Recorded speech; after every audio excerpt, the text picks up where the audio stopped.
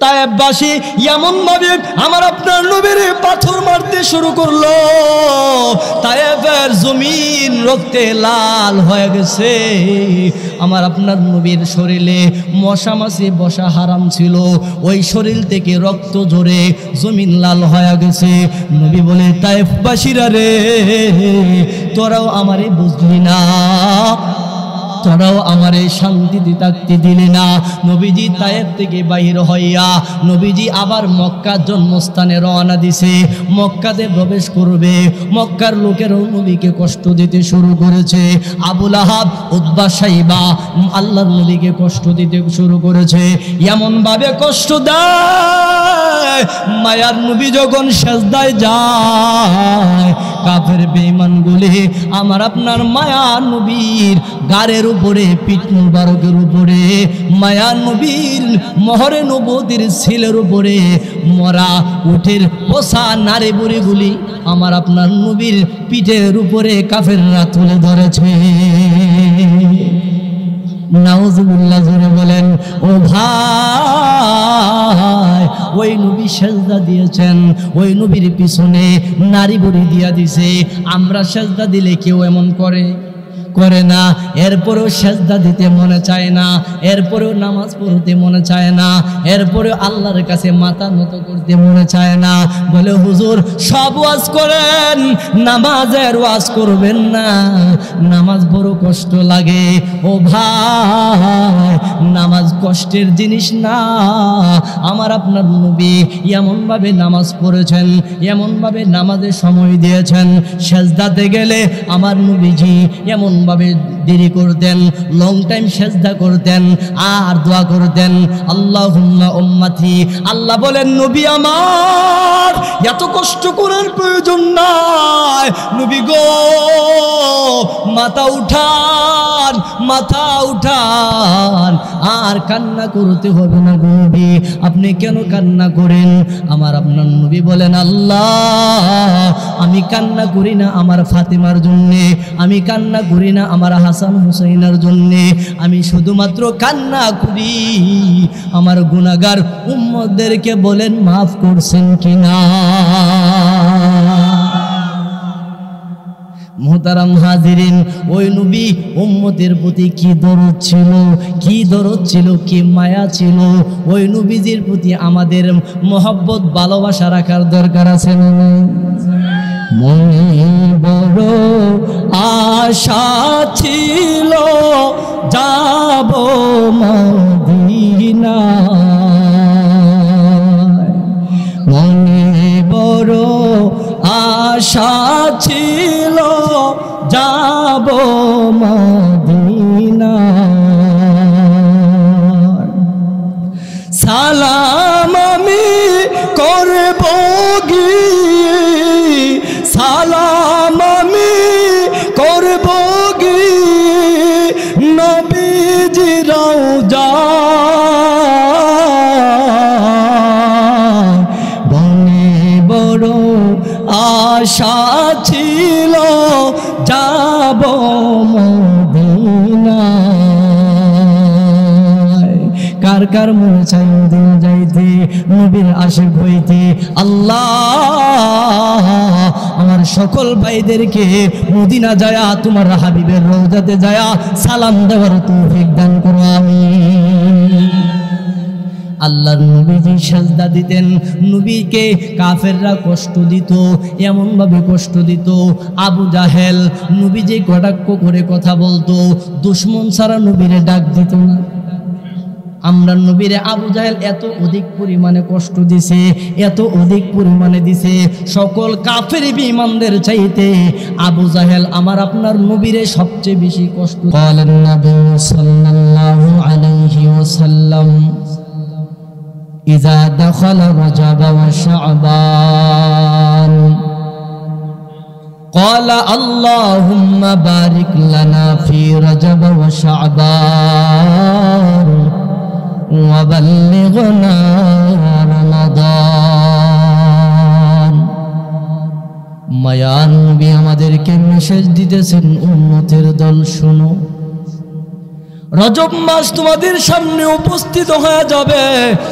যেই মুহূর্তে রজব মাস তোমাদের মাঝে উপস্থিত হয়ে যাবে, ইজা দাখালা রজাবা, যখন রজব মাস তোমাদের সামনে যখন প্রবেশ করবে, ঢুকে যাবে, এমন সময় ক্বালা আল্লাহুম্মা, তখন তুমি বলতে থাকো আল্লাহর কাছে, আল্লাহুম্মা, আয় আল্লাহ, বারিক লানা ফি রজব ওয়া শাবান ওয়া বাল্লিগনা রমাদান।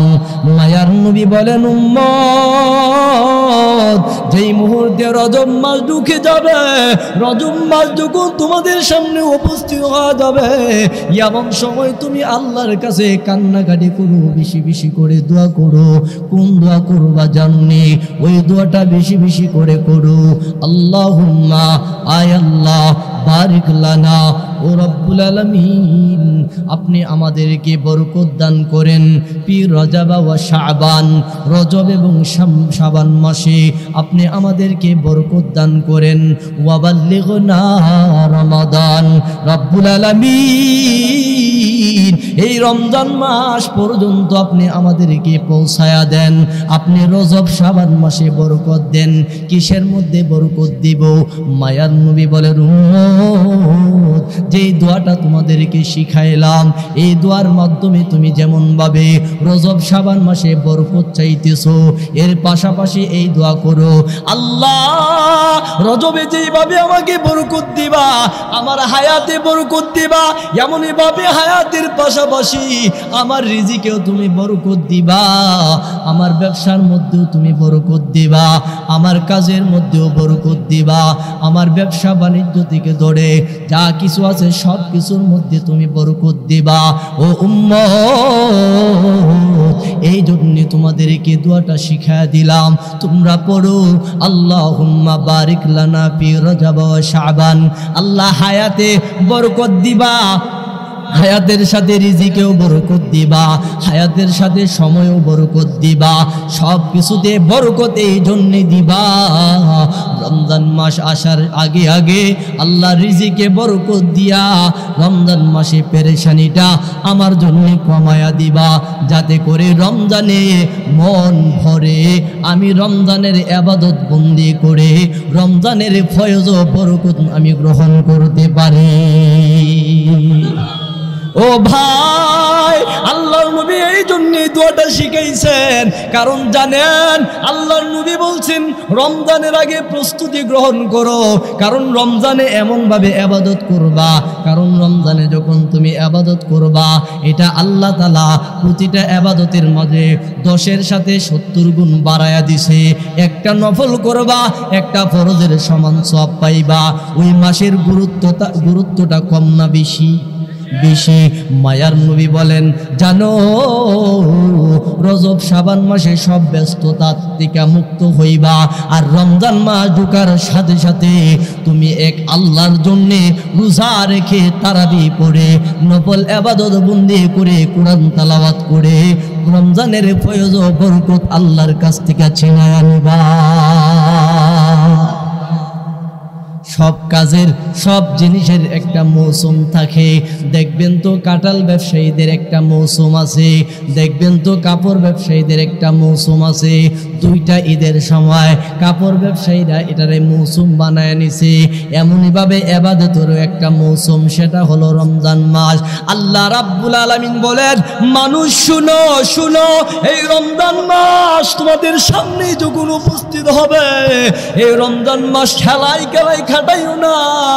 রমজান মাস ঢোকার সাথে সাথে জানো কি, তোমরা তোমাদের জেহেনের ভিতরে এই কথাটা রাখবা, কারণ রমজানের রোজাগুলি আমি আল্লাহ প্রতিটা সুস্থ মানুষের উপরে, সুস্থ নরনারী, সুস্থ মহিলা নারী পুরুষের উপরে আমি আল্লাহ ফরজ করেছি। ও মানুষ শুনো, এই রমজানের রোজাগুলি হেলাই খেলাই কাটাইবা না। আমার তেলাওয়াতকৃত আয়াতে আল্লাহ বলেন, ইয়া আইয়ুহাল্লাযীনা আমানু কুতিবা আলাইকুমুস সিয়ামু কামা কুতিবা আলাল্লাযীনা মিন ক্বাবলিকুম লাআল্লাকুম তাত্তাকুন। তাত্তাকুন। আল্লাহ রাব্বুল আলামিন বলেন, দুনিয়ার মানুষ শুনো শুনো, এই রোজা তোমাদের উপরে ফরজ করেছি ও ঈমানদারেরা।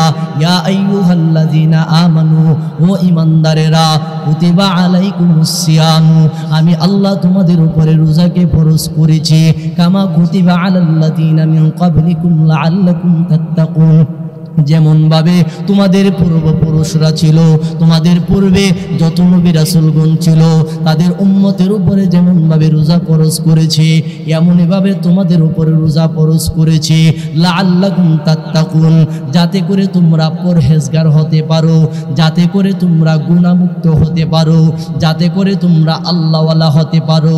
আল্লাহ বলেন, রোজা দিলাম ঈমানদার হওয়ার জন্যে, রোজা দিলাম গুনাহ বর্জন করার জন্যে, রোজা দিলাম তাকওয়াবান হওয়ার জন্য। এই রোজা যখন তোমাদের সামনে উপস্থিত হয়ে যাবে, এই রোজাকে হেলাই খেলাই কাটায়ও না। এই রোজা আসলে তুমি যদি অসুস্থ না হও, এই রোজার সম্মানটুকু বজায় রেখে প্রতিটা রোজা পবিত্রতার সাথে তুমি রক্ষা করবা। আল্লাহর নবী বলেন, ও উম্মতেরা, যখন রজব মাস আসবো, রজব মাস আসলেই ওই রোজার জন্য প্রস্তুতি গ্রহণ করবে। কারণ এই রজব মাসটা কিন্তু সাধারণ কোনো মাস না। আল্লাহর কাছে গ্রহণযোগ্য কয়েকটা মাসের মধ্যে এই রজব মাসও একটা মাস, যেই মাসটাকে আল্লাহ তাআলা অতি পছন্দ করেছেন। কারণ এই রজব মাসেই আমার আপনার নবীরে আল্লাহ মেরাজ করাইছিলেন, ঠিক কিনা জোরে বলেন। ও ভাই, দোস্ত বুজুর্গ, এই রজব মাস এমন একটা মাস যে মাসে আল্লাহ বলছেন রমজানের প্রস্তুতি গ্রহণ করার জন্যে। এই রজব মাসে আল্লাহ তার রাসূলকে আল্লাহর কাছে নিয়ে গিয়েছিলেন এক রাতে। এই রাতের ভিতরে সব কিছু দেখায়া আবার আল্লাহ জমিনে প্রেরণ করেছিলেন, আর এই মাসটা ছিল রজব মাস। তাইলে এই রজব মাস যখন আসবে, আল্লাহ রাসূল বলেন, তোমরা বেশি বেশি করে নফল ইবাদতে কাটাও, বেশি বেশি করে নফল রোজা রাখো, নফল রোজা রাখো। কারণ এই রজব মাস যখন তুমি ইবাদতে কাটাইবা, তাহলে দেখা যাইব রমজানের রোজা রাখতে তোমার জন্য কোনো কষ্ট হবে না। ও ভাই, তাইলে আসুন রমজানের গুরুত্বটা বোঝার আগে, রজবে যে আল্লাহ রাসূলকে আল্লাহ তাআলা সান্ত্বনা দিয়েছিলেন এই রজব মাসে আল্লাহর কাছে নিয়ে যায়া, কারণ এই রজব মাসটা দামি বিদায়, এই মাসে আল্লাহ তাআলা তার হাবিবকে তার কাছে নিয়ে গিয়েছিলেন, ঠিক কিনা জোরে বলেন। আমরা নবী মুহাম্মদুর রাসূলুল্লাহ সাল্লাল্লাহু আলাইহি ওয়াসাল্লাম এমন একজন নবী ছিলেন, যিনার মনে কোনো কষ্ট থাকবে এটা আল্লাহ কোনোদিন বরদাস্ত করতে, জোরে বলেন, পারে? এই নবী, উনাকে আল্লাহ তাআলা সান্ত্বনা দেওয়ার জন্য এই রজব মাসে আল্লাহর কাছে নিয়ে গিয়েছিলেন। কেমনে? ইতিহাস প্রমাণ করে আল্লাহর নবী সাল্লাল্লাহু আলাইহি সাল্লাম জন্মগ্রহণ করার আগে হযরত ঈসা আলাইহিস সালাতু ওয়াস সালামকে আল্লাহ তাআলা আসমানে যখন উঠায় নিয়ে গেলেন, ঈসা আলাইহিস সালামের পরে লম্বা চড়া একটা সময় ছিল, যে সময়টাতে কোনো নবীর আগমন ঘটে নাই। এই সুযোগে মানুষ এমন কোনো গুনাহ নাই যে গুনাহ মানুষ করে না। আইয়ামে জাহিলি যুগ যেটাকে বলা হয়, এমন কোনো গুনাহ নাই যে গুনাহ মানুষ করে নাই। এই কঠিন সময়টাতে আল্লাহ সুবহানাহু তাআলা ইচ্ছা করলেন যে এই সময়টাই দারুণ একটা সময়, যেই সময়টাতে আমার প্রিয় হাবিবকে দুনিয়াতে পাঠাবো। নবীজির আগমনের আলোতে পুরা জাহান, পুরা জগতের সব পাপাচার, সব জুলুম নির্যাতন আমার হাবিবের আগমনে সব দূর হয়ে যাবে। আল্লাহ তাআলা এই ইচ্ছা করে নবীকে দুনিয়াতে পাঠাইলেন। আর নবী আসলেন, নবীকে যখন নবুয়ত প্রাপ্ত করলেন, নবী যখন নবুয়ত প্রাপ্ত হইল, তখন নবীজি সাল্লাল্লাহু আলাইহি ওয়াসাল্লাম অভোলা পথহারা মানুষদেরকে দাওয়াত দেওয়ার জন্য যখন যাইতেন, গিয়া দেখে যে মানুষগুলি নিজের হাতে মূর্তি বানায় এই মূর্তিদের পূজা করতে শুরু করে। নাউজুবিল্লাহ জোরে কান। এই দৃশ্য যখন দেখছে, এই দৃশ্য দেখার পরে আল্লাহ রাসূল সাল্লাল্লাহু আলাইহি সাল্লাম ওই মানুষগুলার কাছে যাইতেন। যায় বলতেন, ও দুনিয়ার মানুষেরা, তোমরা তো পথ হারায় ফেলেছ, কারণ তোমাদেরকে তো এই জন্যে আল্লাহ পাঠায় নাই। আল্লাহ রাব্বুল আলামিন তো তোমাদেরকে এই জন্যই পাঠায় নাই। আল্লাহ বলেছেন, মানুষ তোমাদেরকে এবং জিন জাতিদেরকে আমি আল্লাহ দুনিয়াতে পাঠাইলাম অন্য কোনো বস্তুর ইবাদত বন্দি করার জন্য না, শুধুমাত্র আমি আল্লাহর ইবাদত করার জন্য তোমরা জিন এবং মানব জাতিকে পাঠাইছি। অতএব শুনো, আমি আল্লাহর সাথে কাউকে শরীক করিও না, আমি আল্লাহর ইবাদতের সাথে অন্য কোনো বস্তুরে শরীক করায়ও না। জানো, দুনিয়ার সব পাপ আমি আল্লাহ তওবা করলে ক্ষমা করে দেয়, কিন্তু শিরিক করলে আমি আল্লাহ বড় রাগান্বিত হয়। কারণ আমি আল্লাহ যিনি একক, তার কোনো দ্বিতীয় কোনো খোদা নাই। ঠিক কিনা জোরে বলেন? এই জগতে যা কিছু আছে সব কিছুর মালিক যিনি কে? আল্লাহ। আল্লাহ রাব্বুল আলামিন বলেন, আমার সৃষ্টির মধ্যে আমার সাথে কোনো মানুষ যদি কাউকে যোগ করে, কাউকে যদি শরীক করে, এটা আমি আল্লাহ বরদাস্ত করতে পারি না। মানুষ শুনো, শিরিক করবা না, শিরিক করবা না। যদি শিরিক করো, শুনো, আমি আল্লাহর কাছে কিন্তু জবাবদিহি করতে হবে, কেন তুমি করলা। মায়ার নবী বলেন, উম্মত, ও দুনিয়ার মানুষ, এইভাবে নিজের হাতে মূর্তি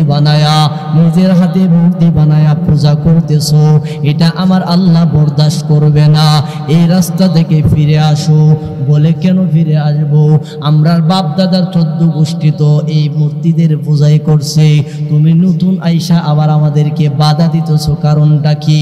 মায়ার নবী এই কথা বলার পরে তাদের জবান দিয়ে এই কথা শুরু হয়ে গেল, এই মুহাম্মদ, সাবধান হয়ে যাও, আমাদের বাপদাদার ধর্মের উপরে আঙ্গুল উঠাইবা না, আমাদের বাপদাদার ধর্মের উপরে চক্ষু তুলবা না, চক্ষু উঠাইলে ভালো হবে না। মায়ার নবী কান্না করে আর বলে, রে দুনিয়ার মানুষ, না না, নিজের হাতে বানাইয়া ওই বস্তুটার পূজা তুমি করতে পারো না, কারণ তুমি নিজের চোখে দেখো না। আলাহুম আরজুলুন ইয়ামশুনা বিহা, এরে বুকার দল, নিজের চোখে কি তুমি দেখো না? আলাহুম আরজুলুন ইয়ামশুনা বিহা, দেখো না যেটার পূজা তুমি শুরু করলা, যেটারে নিজের হাতে খড়কুটা দিয়া বানাইলা, এটার তো কোনো পা থাকলেও পায়ের কোনো শক্তি নাই। তুমি দেখো না এটা হারতে পারে না। আলাহুম ইয়ারজুলুন ইয়ামশুনা বিহা, এটার তো পায়ের কোনো শক্তি নাই, এটারে কেমনে তুমি পূজা করবা, এটার ইবাদত তুমি কেমনে করবা? এটার তো কোনো পায়ের শক্তি নাই, চইলা যে তোমারে সাহায্য করবে এমন শক্তি তো নাই। এটা নিজের হাতে বানাইয়া এটার পূজা করা থেকে তুমি দূরে থাকো, এটা তোমার জন্য ভালো কাজ হবে না। আল্লাহর নবী বলেন, ও দুনিয়ার মানুষ শুনো, আমলাহুম আইদি ইয়াবতিশুনা বিহা, ও দুনিয়ার মানুষ শুনো, যেটার হাত তুমি নিজের হাতে খড়কুটা দিয়া বানাইলা, এটার হাত তো নাড়া দিয়া তার সামনে থেকে মাছিটা সরানোর শক্তি তার নাই, তুমি এটার পূজা কেমনে করো? দেখো না তোমার আল্লাহ কত সুন্দর করে তোমার হাত দিছে, পা দিছে, তুমি হাত নাড়াইতে পারো, পা দিয়া হাঁটতে পারো, এই পা দিয়া যে কোনো জায়গায় যাইতে পারো। তুমি এমন করো না যেটার হাতেরও শক্তি নাই, পায়েরও শক্তি নাই, এমন করো না। এই বস্তুগুলির উপাসনা করিও না। ইবাদত যদি করাই লাগে, ইবাদতের একমাত্র উপযুক্ত আমার মহান আল্লাহ, মহান আল্লাহ। মায়ার নবী বলেন, আমলাহুম আ'য়ুনুন ইউবসিরুনা বিহা, হে অভুলা মানুষ, বধারা মানুষ, শুনো না, থামো, ওই মূর্তির পূজার করিও না, কারণ যার সামনে তুমি বৈশা রইলা আর যার সামনে তুমি বসা রইলা আমলাহুম আয়ুনি ইউবসিরুনা বিহা, তার চক্ষু দেখা যায়, নিজের হাতে চোখ বসায়া দিয়েছো কিন্তু তার চোখ দিয়া কোনো কিছু উপলব্ধি করে নাই।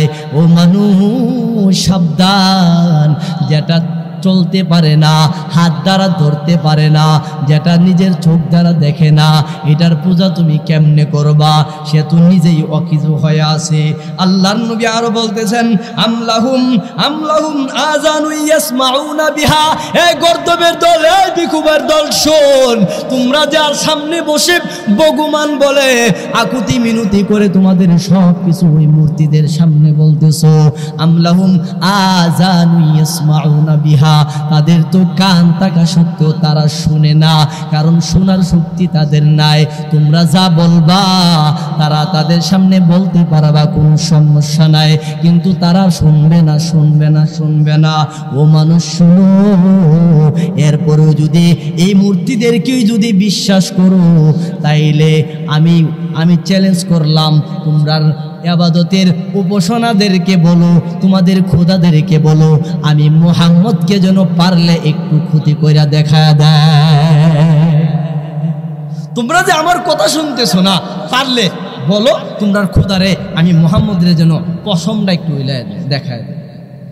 আল্লাহর নবী বলতেছেন এত করে বুঝাইতেছি, এরপরে বুঝো না গর্দবের দল, শুনো, এরপরে যদি বুঝো না বলে দউ শুরাকাআকুম সুম্মা কিদুনি ফালা তুনজিরুন। আল্লাহ রাসূল বলতেছেন এরপরে তোমাদের সাথে ওপেন চ্যালেঞ্জ করতেছি আমি মুহাম্মদ, তোমাদের খোদাকে বলো আমি মুহাম্মদের বিরোধিতা করতে, আমি মুহাম্মদের একটু চক্রান্ত কইরা একটু ডাবায়া দিতে পারলে তোমাদের খোদার সাথে চ্যালেঞ্জ করলাম, পারলে বলো দেখি আমার একটু ক্ষতি কইরা দেখা।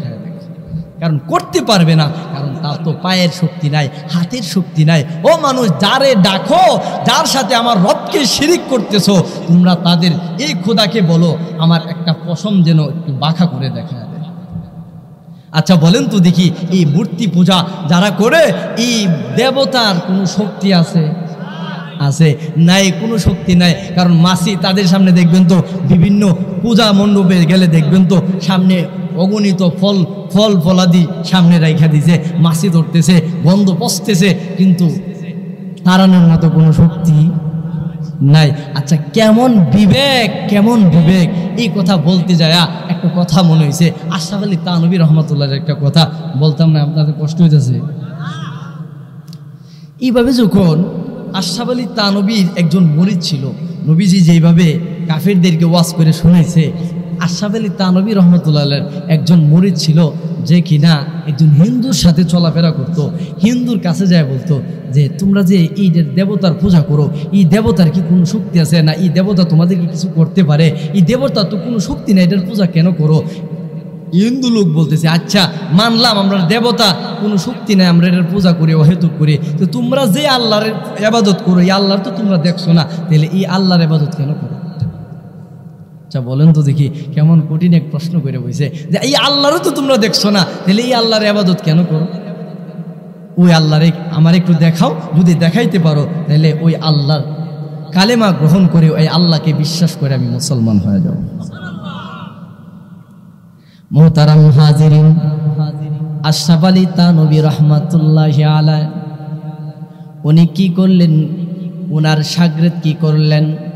বলে হিন্দু ভাই শুনেন, আপনার কথা অনুযায়ী আমি মানলাম, আপনার কথা আমি চ্যালেঞ্জ গ্রহণ করলাম, তবে শুনেন আমার আল্লাহকে দেখা লাগবে না, এমন একজন লোকের কাছে আপনি যাবেন, আমার আল্লাহ কেমন, আমার আল্লাহর বান্দা কেমন, ওই লোকটার কাছে গেলেই আমার আল্লাহর সম্পর্কে পুরো ধারণা আপনার মাঝে চলে আসবে। আশরাফ আলী থানভী রাহমাতুল্লাহি আলাইহির শাগরেদ ওই হিন্দু লোকটাকে পুরো ঠিকানা দিয়া দিলেন, থানভী নগরে যাও, থানভী নগরে আশরাফ আলী থানভী আশরাফ আলী ওনার নাম ছিল, থানবী ওনার উপাধি, ওনার গ্রামের নাম লাগায় দিছে থানা ভবন, একটা জায়গার নাম আশরাফ আলী থানবী রহমাতুল্লাহি আলাইহি নামকরণ হয়েছে। হিন্দু লোকটারে বলছে অমুক জায়গায় যাইবা থানবী নগর, ওই থানা ভবনে যাইয়া ওই লোকটারে পাইবা, যারে দেখার সাথে সাথে মহান আল্লাহরে দেখার স্বাদ। মহান আল্লাহ তার প্রিয় বান্দাদের মাঝে কি কি গুণ রাখছে, ওই বান্দারে দেখার সাথে সাথে মহান আল্লাহর সৃষ্টিজীবের অগণিত নিয়ামত তুমি দেখতে পারবা। হিন্দু লোকটা আশরাফ আলী থানবীর ঠিকানা হাতে লইয়া থানা ভবনের দিকে রওনা। থানা ভবন ঢোকার পরে আশরাফ আলী থানবীর বাড়িতে ঢুকবেন, একটু আগে থেকেই একজন মুরব্বী লোকরে পাইছে, পায়া বলে, ও বাবাজি আপনি কি একটু আমারে বলবেন আশরাফ আলী থানবীর বাড়িটা কোথায়? সুবহানাল্লাহ জোরে বলেন। হিন্দু লোক বলে, আশরাফ আলী থানবীর বাড়িটা কোথায় আমার একটু দেখা দিবেন, যদি দেখা দেন আমি উপকৃত হব। আশরাফ আলী থানবী নিজের পরিচয় গোপন করলেন। এই হিন্দু লোকটারে, এই হিন্দু লোকের কথা শুই না এই মুরব্বী বলতেছে, আচ্ছা ঠিক আছে আসেন আমার সাথে আসেন, আমি আশরাফ আলী থানবীর বাড়িতে নিয়ে যাব আপনারে। এদিক সেদিক নজর নাই, উনি তো আপনাদের মহব্বতের মানুষ, দেখবেন আলোচনার ক্ষেত্রে এদিক সেদিক কোনো মনোযোগ দিয়েন না। কথা না বলি এ ভাই একটু আগায় বসি, সময় আছে না পরে যাবেন। যাই হোক, মোহতারাম হাজিরিন, আপনাদের এই মেহমান আসলে একজন আলিম প্রিয় মানুষ। আমি গত গোয়ারিতেও আসছিলাম, গত মাহফিলে ভাইজানের উপস্থিতিটা আমার কাছে খুবই ভালো লাগছে, ধৈর্য সহকারে বসা ছিল। যাই হোক, একটু মনোযোগ সহকারে কথাটা শোনেন। এই হিন্দু লোক কি করছেন, থানা ভবনে ঢুকছে, ঢুইখা আশরাফ আলী থানবীর বাড়ি তালাশ করার জন্যে এই এলাকাতে একজন মুরব্বী পাইছে। এই এলাকাতে একজন মুরব্বী পাইছে, মুরব্বী পাইয়া মুরব্বীরে বলতেছে, ভাইজান আপনি কি আমারে আশরাফ আলী থানবীর বাড়িটা দেখায় দিবেন? ওনার বাড়িতে যাইতাম ওনার সাথে দেখা করার জন্যে, আমি অনেক দূর সফর কইরা ওনাকে দেখার জন্য আসছি, যদি ওনার বাড়িটা আমারে দেখাই দিতেন। এখন এই মুরব্বী মনে করছে লোকটা মুসাফির মানুষ, তারে তার বাড়ি পর্যন্ত পৌঁছায় দেয়। এই লোক কি করছে, আশরাফ আলী থানবীর বাড়ির কথা যখন বলছে, উনি নিজে কি করছে, বলে ভাই আসেন, আসেন, ওই ওনার বাড়ি পর্যন্ত আপনারে পৌঁছায় দেয়। এই লোক ওই বাড়িতে ঢুকার পরে বলতেছে, হুজুরের সাথে দেখা করবেন পরে, অনেক দূর থেকে আপনি আসছেন, আগে একটু গোসল করেন, গোসল কইরা একটু খাবার খাইয়া একটু রেস্ট করেন, ঘুম থেকে ওঠার পরে হুজুরের সাথে আপনার দেখাটা আমি করাই দিব। সুবহানাল্লাহ বলে। হিন্দু লোক সফর করে থানা ভবনে ঢুকলেন, মুরব্বী মানুষকে বললেন, আপনি আশরাফ আলী থানবীর বাড়িটা আমারে দেখা দেন। এই মুরব্বী নিজের পরিচয় লুকায়া ওই হিন্দু লোকটারে এমনভাবে রিসিভ করছে, সুন্দর করে রিসিভ করে আশরাফ আলী থানবীর বাড়ির ভিতরে ঢুকলেন। ঢুকার পরে বলতেছে, ভাইজান অনেক দূর থেকে আপনি এসেছেন, যদি একটু অনুমতি দেন আপনি হাত মুখ ধৌত করেন, না হয় গোসলটা সেরে ফেলেন, গোসল শেষ করে আপনি খাবার খাইয়া আপনি একটু আরাম করেন, হুজুর যত টাইমে আপনার সাথে উপস্থিত, আপনার সাথে দেখা করবে। হিন্দু লোকটাকে এই কথা বলার পরে হিন্দু লোক বলে, ভাই অনেক দূর থেকে আসলাম, একমাত্র উদ্দেশ্য আশরাফ আলী থানবীর সাথে দেখা করা। এখন আপনি যেইভাবে আমার খেদমত করতেছেন, আমার গোসল করাইলেন, আমার কাপড়গুলি ওয়াশ করে দিলেন, আমার খাবারের ব্যবস্থা করলেন, আমারে ঘুম পাড়ানোর ব্যবস্থা করলেন, এত খেদমত করতেছেন, আশরাফ আলী থানবী হুজুরের এখনো দেখতে পাইলাম না। বলে, দেখতে পারবেন, একটু রেস্ট করেন, একটু ঘুমান, আপনি একটু আরাম করেন। এই কথা বলার পরে ওই হিন্দু লোক সুন্দর করে খাবার খাইয়া, গোসল শেষ করে খাবার খাইয়া আরামের বিছানাতে একটু ঘুমাইলেন। ঘুম থেকে ওঠার পরে বলতেছে, ভাই অনেকক্ষণ যাবত আপনি খেদমত করেছেন, হুজুরের সাথে আমার একটু দেখাটা করায়া দেন। খেয়াল করে দেখেন, সুবহানাল্লাহ বলার জন্য রেডি হয়ে যান। আশরাফ আলী ওই মুরব্বী বলে, এ হিন্দু ভাই কোথায় থেকে আসলা জানি না, শুনো যে আশরাফ আলী থানভীর সাথে তুমি দেখা করার জন্য সুদূর ওই দেশ থেকে তুমি আসলা আমার সাথে দেখা করার জন্য।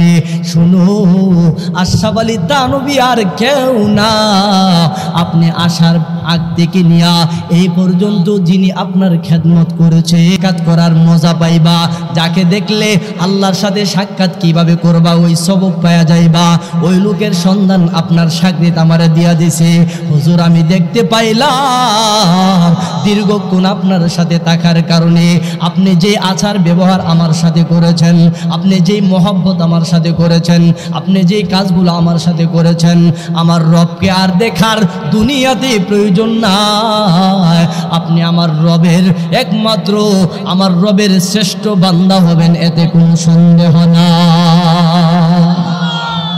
হুজুর আর দেরি করতে চায় না, আমাকে এই মুহূর্তে কালেমাটা পড়ায়া দেন।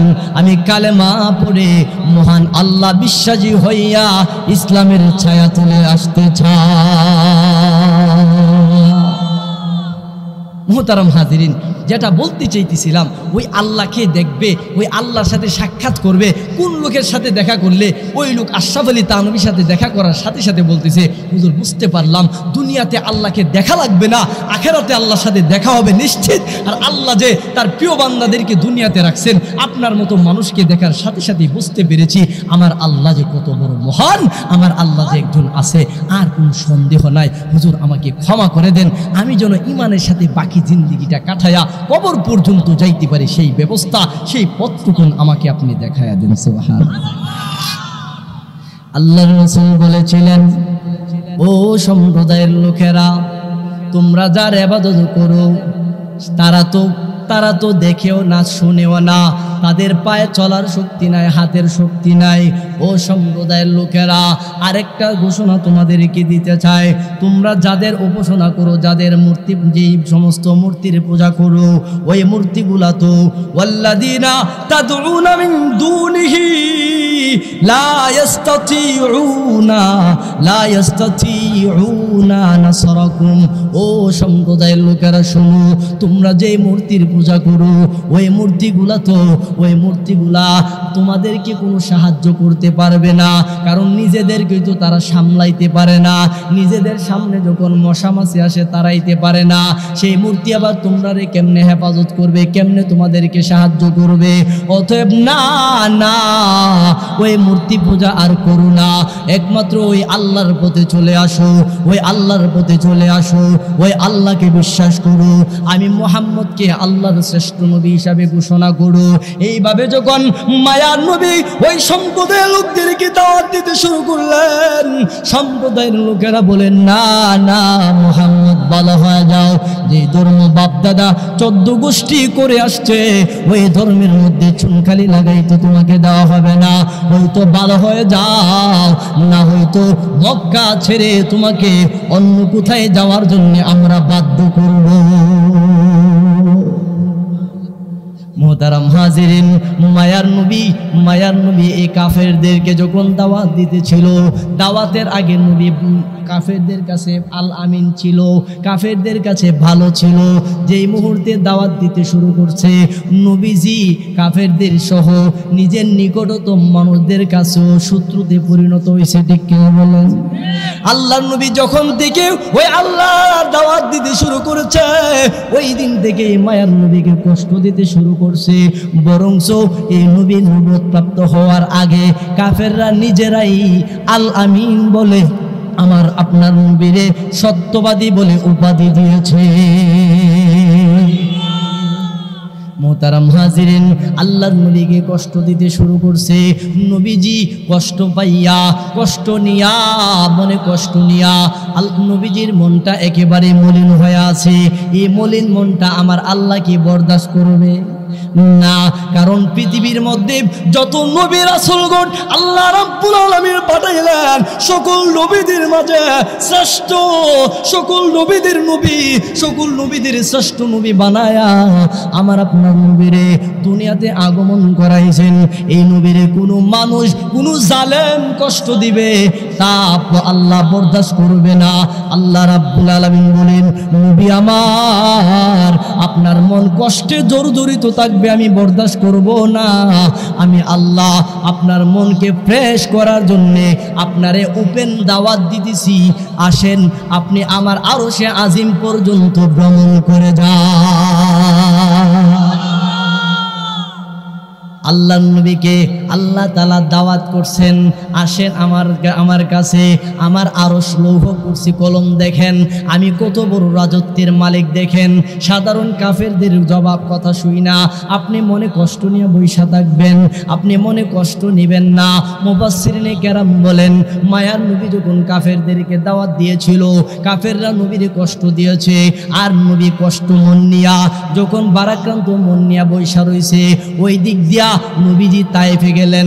তায়েফে মনে করছে একটু শান্তি পাবে, কিন্তু তায়েফবাসী এমন ভাবে আমার আপনার নবীর পাথর মারতে শুরু করলো, তায়েফের জমিন রক্তে লাল হয়ে গেছে। আমার আপনার নবীর শরীরে মশা মাছি বসা হারাম ছিল, ওই শরীর থেকে রক্ত ঝরে জমিন লাল হয়ে গেছে। নবী বলে, তায়েফবাসীরা রে, তোরাও আমারে বুঝলি না, তোরাও আমারে শান্তিতে থাকতে দিলে না। নবীজি তায়েফ থেকে বাহির হইয়া নবীজি আবার মক্কার জন্মস্থানে রওনা দিছে, মক্কাতে প্রবেশ করবে। মক্কার লোকেরও নবীকে কষ্ট দিতে শুরু করেছে। আবু লাহাব, উতবা, সাইবা আল্লাহর নবীকে কষ্ট দিতে শুরু করেছে। এমন ভাবে কষ্ট দেয়, মায়ার নবী যখন সেজদায় যায়, কাফের বেঈমানগুলি আমার আপনার মায়ার নবীর গারের উপরে, পিঠ মুবারকের উপরে, মায়ার নবীর মহরে নবুয়তের ছেলের উপরে মরা উটের পোষা নারী বুড়িগুলি আমার আপনার নবীর পিঠের উপরে কাফেররা তুলে ধরেছে। নাউজুবিল্লাহ, জোরে বলেন। ও ভাই, ওই নবী সেজদা দিয়েছেন, ওই নবীর পিছনে নারী বুড়ি দিয়া দিছে।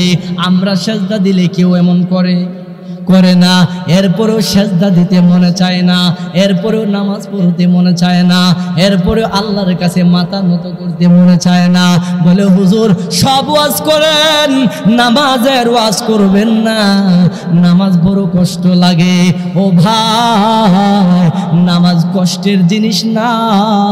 আমার আপনার নবী এমনভাবে নামাজ পড়েছেন, এমনভাবে নামাজের সময় দিয়েছেন, সেজদাতে গেলে আমার নবীজি এমন ভাবে দেরি করতেন, লং টাইম সেজদা করতেন আর দোয়া করতেন, আল্লাহুম্মা উম্মতি। আল্লাহ বলেন, নবী আমার এত কষ্ট করার প্রয়োজন নাই। নবী গো, মাথা উঠান, মাথা উঠান, আর কান্না করতে হবে না গো নবী। আপনি কেন কান্না করেন?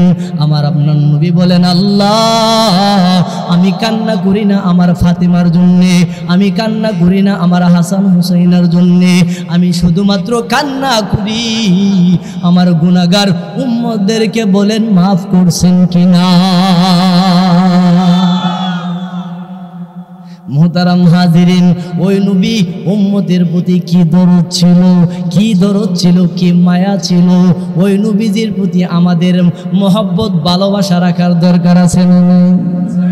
মনে বড় আশা ছিল যাব মদিনা, মনে বড় আশা ছিল যাব মদিনা। সালাম আমি করব গিয়ে, সালাম আমি করব গিয়ে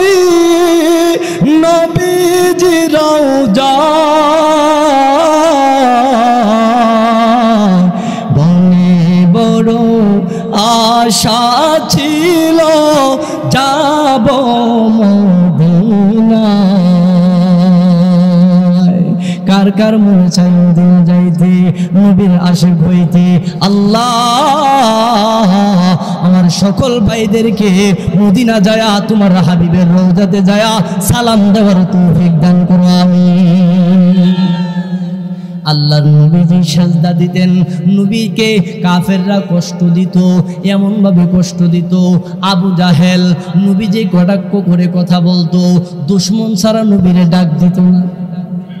আমরা নবীরে আবু জাহেল এত অধিক পরিমাণে কষ্ট দিছে, এত অধিক পরিমাণে দিছে, সকল কাফের বিঈমানদের চাইতে আবু জাহেল আমার আপনার নবীরে সবচেয়ে বেশি কষ্ট দিছে। নাউজুবিল্লাহ। একদিন আল্লাহ নবীজি সাল্লাল্লাহু আলাইহি সাল্লাম গেছে আবু জাহেলকে দাওয়াত দেওয়ার জন্য।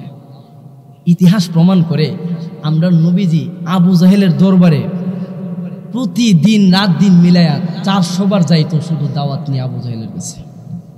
সুবহানাল্লাহ জোরে কইতেন না? নবী যখন আবু জাহেলের কাছে যাইতো, একদিন গিয়া দেখে আবু জাহেল দরওয়াজার সামনে দাঁড়ায়া বড়ই হাতে নিয়া।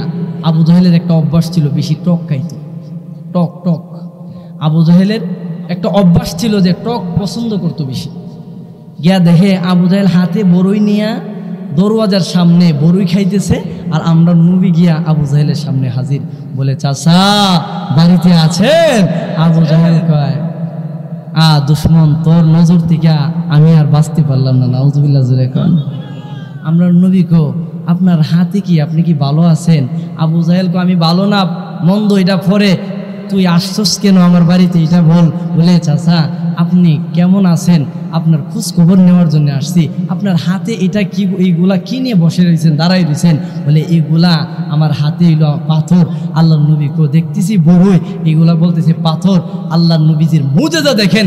আল্লাহ নবীর আল্লাহ তাআলা আল্লাহ নবীজির সম্মান টিকে রাখার জন্য যখন বলছে এগুলা পাথর, আবু জাহেলের হাতের মধ্যে যে বড়ই ছিল সাথে সাথে পাথরে রূপান্তরিত হয়ে গেছে। আল্লাহ নবী কো, দেখতেছি বড়ই, আপনি কই পাথর? কো, গাছে বড়ই না সব পাথর। আবু জাহেল এই কথা বলার সাথে সাথে গাছের সব বড়ই পাথরে রূপান্তরিত হয়ে গেছে। আবু জাহেল কো, ভাতিজা মুহাম্মদ, তোমার জাদু বুঝি শেষ মুহূর্তে আমার বড়ই গাছের উপরে গিয়া পড়ছে। এই পাথর নিয়া আল্লাহ নবীরে কটাক্ষ কইরা আল্লাহ নবীরে প্রথম ঢিলটা দিছে মাথার মধ্যে। প্লেগ দিয়া মাথার থেকে এমনভাবে নবীজির শরীরের মাথা থেকে এমনভাবে রক্ত বাহির হয়েছে, এমনভাবে রক্ত বাহির হইতে শুরু করছে। আল্লাহ নবীর সাথে সাথে মাথা গুমতি দিয়া বৈশা গেছে। আল্লাহ নবীর রক্ত দেখা এমনভাবে রক্ত পড়তেছে। এরপরেও নবীজি আল্লাহর কাছে দোয়া করে, আল্লাহ হয়তো তুমি আবু জাহেলরে আমার জন্য, আমার ইসলামের জন্য দাও, না হয়তো উমররে আমার ইসলামের জন্য দাও। আল্লাহ নবী আবু জাহেলের পাথরের ঢিল মাথার মধ্যে পাওয়ার পরে নবীজির মাথা মোবারক থেকে রক্ত পড়তেছে, রক্ত। আচ্ছা বলেন তো দেখি, নবীজির রক্তে মোবারকের দাম কম না বেশি? বেশি। আল্লাহ বলেন, নবী আমার, আপনি এমন ভাবে রক্তাক্ত হইতেছেন নবী, আপনি শুধু একবার বলেন, এই মক্কার বিশাল বড় বড় পাহাড় দিয়া তাদেরকে চাপ দিয়া ধ্বংস করে দেব। মায়ার নবী বলেন, আল্লাহ আপনি তো আমারে বাশিরা ওয়া নাযিরা, সুসংবাদদাতা হিসাবে আপনি আমারে পাঠাইছেন। ও আল্লাহ, আপনি যদি তাদেরকে ধ্বংস করে দেন, আমি কার কাছে যাব দাওয়াত নিয়া? আল্লাহ নবী কান্না করে, আল্লাহ তারা বুঝে নাই, যদি বুঝতো তারা অবশ্যই আমি মুহাম্মদের নবী মানত। তাদেরকে সুযোগ দেন, তাদেরকে আমি মুহাম্মদ যেন দাওয়াত দিয়া আপনার পথে নিয়ে আসতে পারি। মোহতারাম হাজিরিন, যেটা বলতে চাইতেছিলাম, আল্লাহ নবী মক্কা গেলেন, নিজের জন্মভূমিতেও শান্তি নাই, মক্কা থেকেও নির্যাতন কইরা বাহির কইরা দিছে। আল্লাহ নবী মনে বারাক্রান্ত মন নিয়া যখন তিনি কি করলেন, বাহির হয়ে গেলেন। আল্লাহ নবীজি বাহির হওয়ার পরে আল্লাহ তাআলা নবীরে ডাক দিলেন, নবী আমার, আর কান্না করতে হবে না, আসেন আমার কাছে আসেন, আমার রাজত্ব দেখেন, আমার সিংহাসন দেখেন, আমার আরশ কুরসি লৌহ কুরসি কলম দেখেন, আসেন ঘুরে যান, আমার জান্নাত জাহান্নাম পরিদর্শন করে যান, দেখবেন তো আপনার মন ভালো হয়ে যাবে।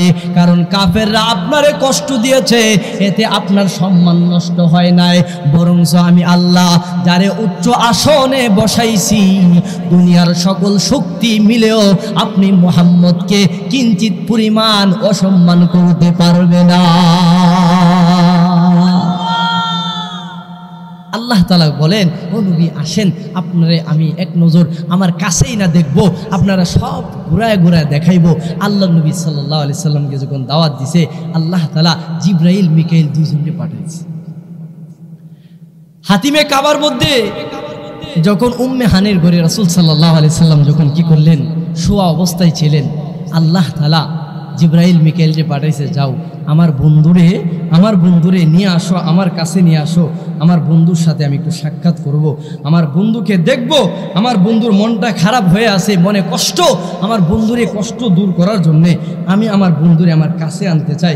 কি করলেন আল্লাহ তাআলা জিবরাইলের মাধ্যমে, কি করলেন, হ্যাঁ জিবরাইল মিকাইল যে পাঠাইছেন, যাও আমার বন্ধুর সামনে বুরাক নিয়ে হাজির হও, আমার বন্ধুরে আমার কাছে আনবো, আমার বন্ধুরে সব ঘুরায় ঘুরায় দেখাইব, যাতে করে মনটা একটু ফ্রেশ হয়। কারণ কাফেররা তো আমার বন্ধুরে কষ্ট দিতে দিতে শেষ করে দিতেছে, আমার বন্ধুরে যেভাবে খুশি করতে হবে। ওই রজব মাসে আল্লাহ তাআলা মেরাজ, নবীজির মুজিজা স্বরূপ আল্লাহ তাআলা মেরাজ করাইছেন। এই মেরাজটাই আল্লাহ তাআলা কি করলেন, যে একটা জন্তু পাঠাইছেন যেটার নাম বুরাক। এই বুরাকটা কচ্ছর থেকে একটু ছোট, গাদার চেয়ে একটু বড়। আল্লাহ তাআলা বলেন, মুফাসসিরিনে কেরাম বলেন, এই জন্তুটার এমন গতি যে এই বুরাকের দৃষ্টির শেষ সীমানা যতটুকু যাবে, তার একটা কদমই সেই পরিমাণ যায়। তাইলে বুঝেন, এই বুরাক ছোট হইলেও তার গতি অনেক বেশি। আমরা নবী, রহমতের নবী, যে মুহূর্তে এই বুরাকের উপরে জিবরাইল উঠাইছে, তখন বুরাকটা একটু নড়াচড়া করতেছে, একটু ইতস্তবোধ করতেছে। জিবরাইল ডাক দিয়ে বলে, হে বুরাক, সাবধান, নড়াচড়া করা যাবে না। তোমার মাঝে এই মুহূর্তে যিনি উঠেছেন, যিনি আরোহণ করেছেন, উনি সাধারণ কোনো মানব নয়, উনি সাধারণ কোনো মানুষ নয়, উনি সাধারণ কোনো নবী নয়, উনি হলেন রাহমাতুল লিল আলামিন, সাইয়্যিদুল মুরসালিন, খাতামুন নবিয়্যিন, রাহমাতাল লিল আলামিন, বাশীরাও ওয়া নাযীরা। আল্লাহ যাকে রহমতের নবী বানায় পাঠাইছেন, মুহাম্মাদুর রাসূলুল্লাহ, এখন তোমার মাঝে আরোহিত হয়েছে, তোমার পিঠে সওয়ার হয়েছে। সাবধান, সম্মানের সাথে ব্যবহার করো। বুরাক চিনতে পেরেছে, লজ্জিত হয়ে আর নড়াছড়া করে না, যাত্রা শুরু করে দিয়েছে, যাত্রা শুরু করে দিয়েছে। কিতাবে প্রমাণ করে মায়ার নবীকে আল্লাহ তাআলা আসমানে নিয়ে যাবেন ঘুরায়া আনার জন্যে, জান্নাত জাহান্নাম দেখানোর জন্যে। বুরাকের উপরে আরোহিত হইলেন, বুরাকের উপরে চলতেছে।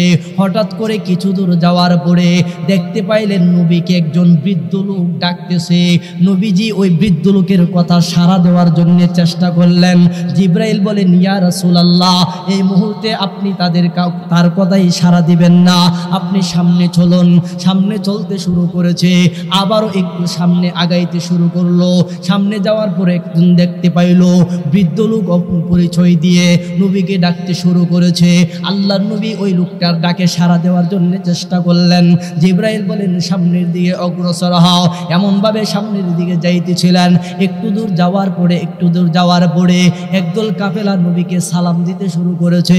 আল্লাহর নবীকে বললেন জিবরাইল, ইয়া রাসূলুল্লাহ, ওই কাফেলা থেকে সালামের আওয়াজ আসছে, আপনি তাদের জবাব দিয়ে দেন। জবাব দিয়ে দিলেন, সামনের দিকে অগ্রসর হইলেন। কিছু দূর যাওয়ার পরে বলেন, ও ভাই জিবরাইল, বৃদ্ধ লোকটার সাথে কথা বলার জন্য তুমি নিষেধ করলা, কারণটা কি? বৃদ্ধ লোকটার পরিচয়টা আমি জানতে চাই। জিবরাইল আলাইহিস সালাম বলেন, ইয়া রাসূলুল্লাহ, ইয়া হাবিবাল্লাহ, নবী আমার, যে লোকটারে প্রথম দেখেছেন আপনি বৃদ্ধ অবস্থায়, বৃদ্ধ লোকটা আপনাকে ডাক দিয়েছিল, এটা সাধারণ দুনিয়ার কোনো মানুষ না, এটা হলো দুনিয়া। কারণ দুনিয়া দুনিয়ার বয়স একেবারে শেষ প্রান্তে, আর দুনিয়া যত বৃদ্ধ হইতেছে দুনিয়ার সৌন্দর্য চাকচিক্যতা তত বেশি উঠতেছে, ঠিক কিনা জোরে বলেন। জিবরাইল বলেন, ইয়া রাসূলুল্লাহ, আপনি যদি দুনিয়া ডাকে সাড়া দিতেন তাইলে তো আপনি তার ডাকে মায়াল হয়ে যাইতেন, তার দিকে আকৃষ্ট হয়ে যাইতেন, এই জন্য আমি বারণ করেছি। একটু পরে যে আরেকটা বৃদ্ধ লোক পাইলেন, এটা হলো ইবলিস, এই জন্য আপনাকে তার সাথে কথা বলা বারণ করেছি। আপনি যখন আরেকটু সামনের দিকে গিয়েছেন, একদল কাফেলার সালাম আপনি পাইলেন, ওই সালামের মধ্যে যারা সালাম দিছে হযরতে ইব্রাহিম আলাইহিস সালাম সহ আরো অনেক নবীরা এই কাফেলাতে ছিল। এমন সময় আপনাকে সালাম দিছে, আর আমি এই জন্যে বলেছি সালামের উত্তরটা দিয়া দেন। মায়ার নবী যখন এইভাবে প্রশ্ন করলেন, প্রশ্ন শেষ, এবার আবার সামনে চলতে শুরু করেছে, সামনে দিয়ে অগ্রসর হইতে শুরু করেছে। মায়ার নবী সামনের দিকে যায়, একটু দূর যাওয়ার পরে দেখে একদল মানুষ, তারা কি করতেছে, হাতের মধ্যে তামার বড় বড় নখ দেখা যায়, ওই নখ দিয়া তারা নিজের চেহারা শরীরের মধ্যে আক্রমণ করতেছে, শরীরের গোশতগুলি খসে খসে পড়তেছে। আল্লাহর নবী বলেন, ও ভাই জিবরাইল, এই করুণ অবস্থা মানুষগুলার কেন, এই মানুষগুলা কেন এমন কঠিন আযাবের মধ্যে আছে, একটু কি তুমি আমারে জানাইবা? আল্লাহর নবীর কথা শোনার পরে জিবরাইল আলাইহিস সালাম বলেন, ইয়া রাসূলুল্লাহ, ইয়া হাবিবাল্লাহ, ও নবীজি, তাদের এই শাস্তি এই কারণে তারা দুনিয়াতে মরা মানুষের, মৃত মানুষের গোশত তারা আহার করত। আল্লাহর নবী বলেন, এটা আবার কেমন কথা? বলে, ইয়া রাসূলুল্লাহ, এটা ওই কথাটাই বুঝাইতে চায়, তারা দুনিয়াতে যখন চলতো একজন আরেকজনের ছগলগড়ি করত, একজন আরেকজনের দোষ মানুষের কাছে বলে বলে বেড়াইতো, একজন আরেকজনের পরিনিন্দা করত, একজনের বিরুদ্ধে পিছনে যায় তার দোষ বদলাম আরেকজনের কাছে বর্ণনা করত। আল্লাহর রাসূল বলেন, ও জিবরাইল, শুনো, এই জন্যই বুঝি তাদের এই কঠিন অবস্থা। জিবরাইল আলাইহিস সালাতু ওয়াস সালাম বলেন, ইয়া রাসূলুল্লাহ, যারা চুগলখড়ি করবে, দোষ বর্ণনা করবে, মানুষের গীবত করে বেড়াবে, তাদের এই কঠিন অবস্থা, তারা দুনিয়াতে গীবত করার কারণে মহান আল্লাহ তাদেরকে তাদের হাতের নখ দ্বারা তাদেরকে আক্রমণ করার জন্য আল্লাহ তৈরি করে দিয়েছে। ও ভাই, এই জন্যেই সবক পাইলাম একটা, কোনো মানুষের চুগলখড়ি করা যাবে না, দোষ বর্ণনা করা যাবে না, কারণ তার বদলাম যখন করবেন ওই মানুষটার হক আপনি নষ্ট করলেন, ওই মানুষটাকে আপনি কষ্ট দিলেন। ইসলাম মানুষকে কষ্ট দেওয়া পছন্দ করে না, কারণ বর্তমান সময়ে আমরা মানুষ একজনের দোষ আরেকজনের কাছে বলতে এমন মজা পায়, উর্মা ফোলাও এর কাছে ফিল, ঠিক কিনা জোরে বলেন। কারণ চাষটলে বসলেই দেখবেন তো অমুকের বদলাম, অমুক নেতার বদলাম, অমুক মন্ত্রীর বদলাম, অমুক প্রেসিডেন্টের বদলাম, যত দোষ আছে এমনভাবে বর্ণনা করে বোঝা যায় সে এটা একটা পার্লামেন্ট বানায় নিছে, ঠিক কিনা বলেন। এই জন্যে দোষ চুগলখড়ি করার একটা জায়গা হলো, সবচেয়ে নিকৃষ্ট জায়গা হলো বাজারের দোকান, চাষটল। এই জন্যে আল্লাহর রাসূল বলেছেন, এই চাষটল বাজার থেকে বিনা কারণে অহেতুক এই বাজারে চাষটলে সময় দেওয়া যাবে না, যদি প্রয়োজন শেষ হয় সাথে সাথে এখান থেকে চলে আসো। জিবরাইল আলাইহিস সালাম বলেন, ও নবীজি সামনের দিকে চলেন। আল্লাহর নবী সামনের দিকে চলতে শুরু করলো। আরেকটু দূর যাওয়ার পরে দেখতে পাইলেন, নবীজি একটা দৃশ্য দেখতে পাইলেন, কিছু মানুষ তারা রক্তের সমুদ্রে হাবুডু খাইতেছে, রক্তের সাগরে তারা সাঁতার কাটতেছে, তারা কুল কিনারায় আসতে পারতেছে না, যখন আসে তখন তাদের মাথার উপরে পাথর দিয়ে ঢিল মারে, তারা আবারও তাদের মাথাটা ছন্ন ছাড়া হয়ে যায়, দ্বিখণ্ডিত হয়ে যায়, আবারও তারা সাগরের মধ্যস্থলে চলে যায়। এমনভাবে তাদের এই অবস্থা দেখা আল্লাহর নবী বলেন, এ ভাই জিবরাইল, আমি আল্লাহর কাছে যাইতেছি আল্লাহর সাথে সাক্ষাৎ করার জন্যে, পথের মধ্যে এই করুণ দৃশ্যগুলি, তাদের এই অবস্থা কেন এমন হইতেছে? আল্লাহর নবীর এই কথা শোনার পরে জিবরাইল আলাইহিস সালাতু ওয়াস সালাম বলেন, ও ইয়া রাসূলুল্লাহ, ও নবীজি শুনেন, তাদের অবস্থা এই জন্যে, দুনিয়াতে তারা সুদে লেনদেন করতো, সুদ খাইতো, সুদ। কারণ বর্তমান সময়ে সুদখোর মানুষ আছে না নাই? আছে। ভাই মজা লাগে, কষ্ট ছাড়া টাকার মুনাফা নিয়ে তুমি ঘরে বসে থাকো, আরেকজনের রক্ত চুষা টাকা তুমি নিয়ে আসো। শুনো, দুনিয়াতে কেউ বাধা দিতে গেলে পুলিশ প্রশাসনের টাকা খাওয়ায়া তুমি মুখ বন্ধ কইরা ফেলো, আর মানুষের রক্ত চুষা টাকাগুলি তুমি নিয়ে আসো। নিরহ মানুষগুলা তোমার কাছে যায় টাকা কর্জা আনার জন্যে, কর্জা চাইলে বলো টাকা নাই, আর যদি বলে মুনাফা পাইবা তোমার টাকা বাহির হয়ে যায়। শুনো শুনো শুনো, ওই সুদখোরের অবস্থা এমন হবে, রক্তের সাগরে হাবুডুবু খাইবে ওই মানুষগুলা, কিয়ামত পর্যন্ত রক্তের সাগরে হাবুডুবু খাইবে। আর কিনারায় আসার সাথে সাথে বিশাল বড় বড় পাথর দ্বারা তাদের মাথার মধ্যে আঘাত করা হবে। ও ভাই, সুদ খাইলে মজা, দুনিয়াতে মজা, আখেরাতে কিন্তু কঠিন শাস্তি। আপনাদের এলাকাতে মনে হয় সুদখোর নাই? সুদখোর আছে? কি বলেন আপনারা?